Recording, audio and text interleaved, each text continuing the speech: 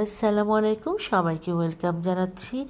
Egg chicken chowmein বানাবো, এই জন্য আমি সব কিছু আগে রেডি করে নিয়েছি।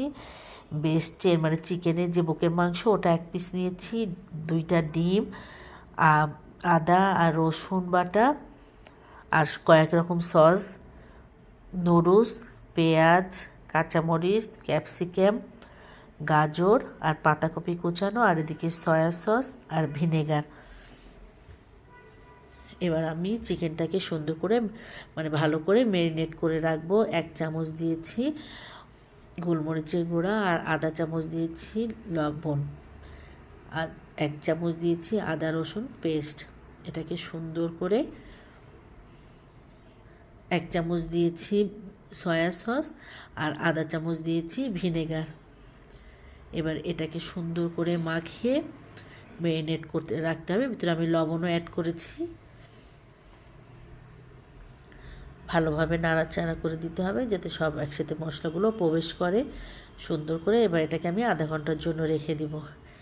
এবার আমি 2টা ডিম ফেটে নিব। আর সসের মধ্যে আমি দিয়েছি western sauce, chilli sauce, tomato ketchup, soya sauce, এগুলো সব একসাথে মিক্সড করে আমি রেখেছি এখানে।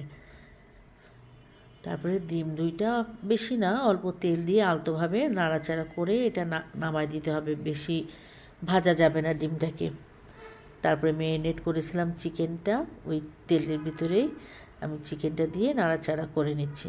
যেহেতু এটা অনেকক্ষণ পর্যন্ত ম্যারিনেট করে রাখা ছিল, তো যার কারণে বেশিক্ষণ লাগবে না, এমনি সফট হয়ে যায় চিকেনটা। নাড়াচাড়া করে ওর উপরে ডিমটা দিয়ে আমি আবার ওটাকে নামিয়ে ফেলবো। এরপর আমি একে একে যা সবজিগুলো ছিল পাতাকপি বাদে সবগুলো দিয়ে নাড়াচাড়া করব।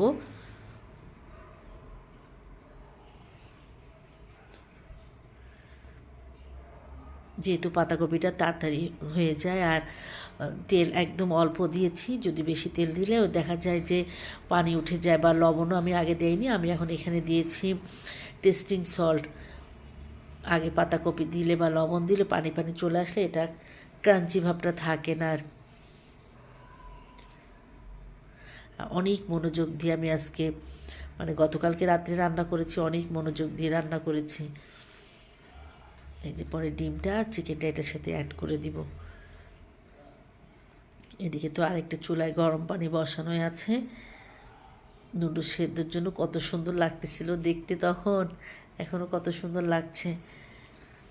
পরে নুডলসটাতে দিয়ে সামান্য একটু লবণ দিয়ে আমি নুডলসটা সেদ্ধ করতে বসিয়েছি।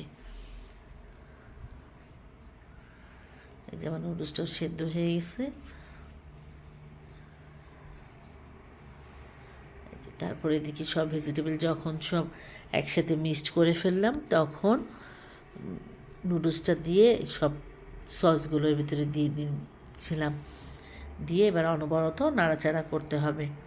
আমি এতে একটু চিনি অ্যাড করেছিলাম, গোলমরিচের গুঁড়া দিয়েছি।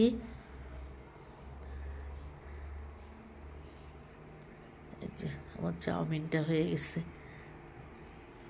সত্যি আমি এর আগে অনেকবার রান্না করেছি, কিন্তু আমার কাছে মনে হয়েছে গতকালকেরটা সবচেয়ে বেস্ট রান্না আমি করেছি। এত মজা হয়েছিল খেতে, অনেক মজা হয়েছে খেতে।